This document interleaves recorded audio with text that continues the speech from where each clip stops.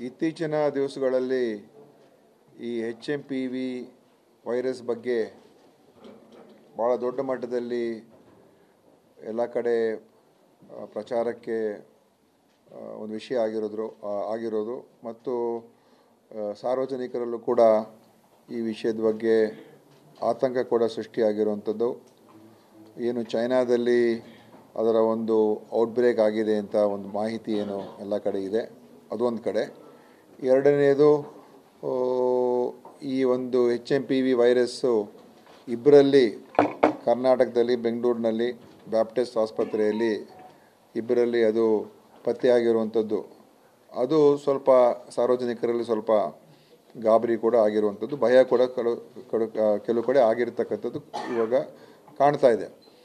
ಒಂದು ಸ್ಪಷ್ಟವಾಗಿ ಹೇಳುವಂಥದ್ದು ಏನಂತ ಹೇಳಿದ್ರೆ, ಕೆಲವು ಕಡೆ ವರದಿಗಳಲ್ಲಿ HMPV ವೈರಸ್ಸು ಪ್ರಥಮ ಒಂದು ಕೇಸ್ ಪತ್ತೆ ಹಚ್ಚಿದೆ ಭಾರತದಲ್ಲಿ ಅಂತ ಎಲ್ಲ ಕಡೆ ವರದಿ ಆಯಿತು.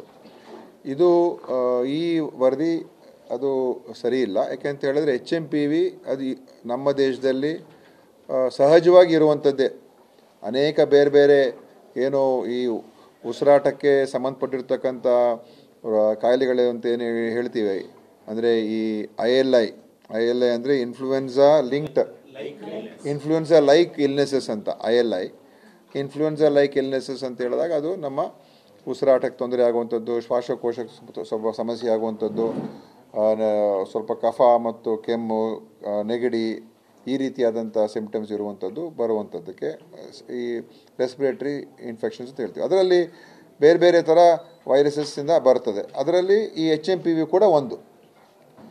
ಸೊ ಅದು ಏನು ಹೊಸದೇನಲ್ಲ. ಒಂದು ಸ್ಪಷ್ಟವಾಗಿ ಹೇಳುವಂಥದ್ದು, ಇದೇನು ಹೊಸ ವೈರಸ್ ನಮ್ಮ ದೇಶದಲ್ಲೇನು ಬಂದಿಲ್ಲ, ಮೊದಲಿಂದನೂ ಕೂಡ ಇದೆ.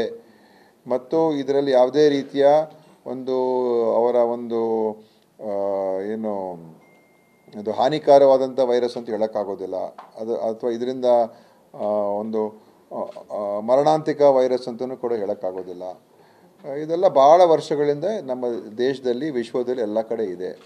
ಪ್ರಥಮವಾಗಿ ಪತ್ತೆ ಹಚ್ಚಿದ್ದು 2001ನೇ ಇಸ್ವಿಯಲ್ಲಿ ನೆದರ್ಲೆಂಡ್ಸಲ್ಲಿ ಎಲ್ಲೋ ಒಂದು ಕಡೆ ಅದನ್ನು ಪ್ರಥಮವಾಗಿ ಪತ್ತೆ ಹಚ್ಚಿದ್ರು. ಅದಕ್ಕೆ ಮುಂಚೆಯಿಂದನೂ ಕೂಡ ಇತ್ತು, ಬಟ್ ಗೊತ್ತಾಗಿದೆ ಆವಾಗ. ಅದರಿಂದ ಇದು ಸಹಜವಾಗಿರುವಂಥದ್ದೇ. ಮತ್ತು ಏನು ಕೇಂದ್ರ ಸರ್ಕಾರ ಮತ್ತು ICMR ಅವರು ಮತ್ತು ಏನು ಅವರೆಲ್ಲ ಇದನ್ನು ಸರ್ವೇಲೆನ್ಸ್ ಮಾಡ್ತಾ ಇರ್ತಾರೆ, ಇಂಥ ಒಂದು ILI ಕೇಸಸ್ಸಲ್ಲಿ ಬಂದಾಗ ಅದರಲ್ಲಿ 1% ಜನರಿಗೆ ಈ HMPV ಬರುವಂಥದ್ದು ಕಾಣ್ತದೆ ಅಂತ ಹಿಂದೆಯಿಂದ ಇರುವಂಥ ಮಾಹಿತಿ, ಡೇಟಾ. ಏನು ಹಿಂದೆ ಎಲ್ಲ ಪ್ರತಿ ವರ್ಷ ಸರ್ವೇಲೆನ್ಸ್ ಮಾಡ್ತಾರೆ, ಬೇರೆ ಬೇರೆ ಕಾರಣಗಳಿಂದ ಯಾರಿಗೆ ಇಂಥ ಈ ವೈರಸ್ ಇನ್ಫೆಕ್ಟೆಡ್ ಇಲ್ನೆಸಸ್ ಬಂದಾಗ ಸುಮಾರು 1% ಇದರಿಂದ HMPV ಅಂತ ಬರ್ತದೆ. ಇನ್ನು ಬೇರೆ ಬೇರೆ ಟೆಸ್ಟ್ ಪ್ರಕಾರ ಬೇರೆ ಬೇರೆ ವೈರಸಸ್ ಎಂದು ಕೂಡ ಬರ್ತದೆ. ಸೊ ಅದು ಒಂದು. ಆದ್ದರಿಂದ ಇದರಿಂದ ಒಂದು ಫೆಟಾಲಿಟೀಸ್ ಏನು ಭಾಳ ಕಮ್ಮಿ. ಅದು ಬೇರೆ ಸಮಸ್ಯೆಗಳು ಕೂಡ ಸೇರಿಕೊಂಡು ಅದರಿಂದ ಫೆಟಾಲಿಟೀಸ್ ಆಗಿದೆ ಹೊರತು ಇದರಿಂದನೇ ಏನಾಗುತ್ತೆ ಅಂತ ಏನಲ್ಲ. ಅದು ಬರ್ತದೆ, ನಮ್ಮ ಒಂದು ದೇಹದಲ್ಲಿ ಇರ್ತದೆ ಮತ್ತು ಸಹಜವಾಗಿ ಅದು ಬಂದು ನಂತರ ಗುಣಮುಖರಾಗ್ತಾರೆ. ಈಗ ಬ್ಯಾಪ್ಟಿಸ್ಟ್ ಆಸ್ಪತ್ರೆಯಲ್ಲೂ ಕೂಡ ಇಬ್ಬರು ಮಕ್ಕಳು, ಒಂದು 3 ತಿಂಗಳು ಒಂದು 8 ತಿಂಗಳು ಮಕ್ಕಳಿಗೆ ಬಂದಿರುವಂಥದ್ದು. ಅವರು ಕೂಡ ಒಂದು ಮಗು ಬಂದು ಡಿಸ್ಚಾರ್ಜ್ ಕೂಡ ಡಿಸೆಂಬರ್ ತಿಂಗಳಲ್ಲಿ ಆಗಿತ್ತು. ಆಮೇಲೆ ಇನ್ನೊಂದು ಮಗು 8 ತಿಂಗಳ ಮಗು ಬಹುಶಃ ಅದು ಇವತ್ತು ನಾಳೆನೇ ಡಿಸ್ಚಾರ್ಜ್ ಆಗ್ಬೋದು. ಎಲ್ಲ ನಾರ್ಮಲ್ ಆಗಿದ್ದಾರೆ.